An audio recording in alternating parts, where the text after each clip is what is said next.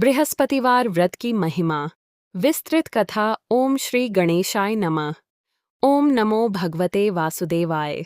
ओम बृण बृहस्पतये नमः। प्राचीन समय की बात है। एक सुंदर नगर में एक धनवान साहूकार अपनी पत्नी और परिवार के साथ रहता था। उसके घर में धन, अन्न, सोना चांदी और सुख सुविधाओं की कोई कमी नहीं थी। दूर दूर तक उसकी समृद्धि की चर्चा होती थी। लेकिन उस घर की एक बड़ी कमी थी। साहूकार की पत्नी को न तो भगवान में श्रद्धा थी, न दान पुण्य में विश्वास और न ही व्रत उपवास का महत्व समझ में आता था। वह सोचती थी कि धन ही सबसे बड़ा बल है। हर गुरुवार एक वृद्ध साधु उसके द्वार पर भिक्षा मांगने आते। वह ऊंची आवाज में कहती, बाबा, रोज रोज क्यों चले आते हो? मेरे पास तुम्हें देने के लिए कुछ नहीं है। साधु शांत स्वर में कहते, बेटी, दान देने से धन घटता नहीं, बल्कि ईश्वर की कृपा से और बढ़ता है। पर वह उनकी बात सुनकर हंस देती।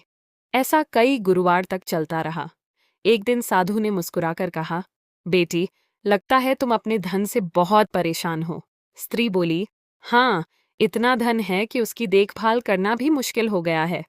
कोई ऐसा उपाय बताओ कि यह सब समाप्त हो जाए। साधु बोले, यदि यही तुम्हारी इच्छा है तो गुरुवार के दिन ऐसे काम करना जिन्हें इस दिन वर्जित माना गया है। देर तक सोना, बाल धोना, नाखून काटना, घर का कूड़ा बाहर फेंकना, अतिथि को खाली हाथ लौटाना और भगवान का स्मरण न करना। स्त्री ने बिना सोचे समझे वही करना शुरू कर दिया। कुछ ही महीनों में उसके घर की स्थिति बदल गई। व्यापार में घाटा होने लगा। गोदाम खाली हो गए, कर्ज बढ़ गया, नौकर चाकर चले गए, परिवार चिंता में डूब गया। धीरे धीरे वह समय भी आ गया जब घर में चूल्हा जलाना कठिन हो गया। अब वही स्त्री जो कभी किसी को दान नहीं देती थी, दूसरों के घरों में काम करके अपना जीवन चलाने लगी। एक गुरुवार वह थकी हुई बैठी थी कि वही वृद्ध साधु फिर उसके द्वार पर आए। उन्हें देखते ही वह रो पड़ी और बोली, महाराज, मैं अपनी भूल स्वीकार करती हूँ। मुझे क्षमा करें।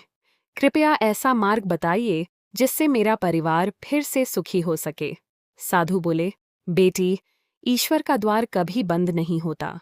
यदि सच्चे मन से पश्चाताप करोगी और भगवान बृहस्पति तथा श्रीहरि विष्णु की श्रद्धापूर्वक पूजा करोगी तो तुम्हारे जीवन में फिर से प्रकाश आएगा। उन्होंने उसे व्रत की विधि समझाई। हर गुरुवार प्रातः स्नान करके पीले वस्त्र धारण करना, भगवान विष्णु और बृहस्पति देव की पूजा करना, हल्दी, चने की दाल, केले, पीले फूल और गुड़ का भोग अर्पित करना, कथा सुनना, गरीबों को भोजन कराना और पीली वस्तुओं का दान करना, सबसे प्रेम से बोलना और किसी का अपमान न करना। स्त्री ने उसी दिन से पूरे मन और विश्वास के साथ व्रत प्रारंभ कर दिया। कुछ ही समय में अद्भुत परिवर्तन होने लगा। उसके पति को व्यापार में नए अवसर मिले, पुराने कर्ज उतरने लगे, घर में हाथ को फिर से अन्न भरने लगा, परिवार में प्रेम और शांति लौट आई, लोगों का सम्मान भी वापस मिलने लगा। कई वर्षों बाद उनका घर पहले से भी अधिक समृद्ध हो गया।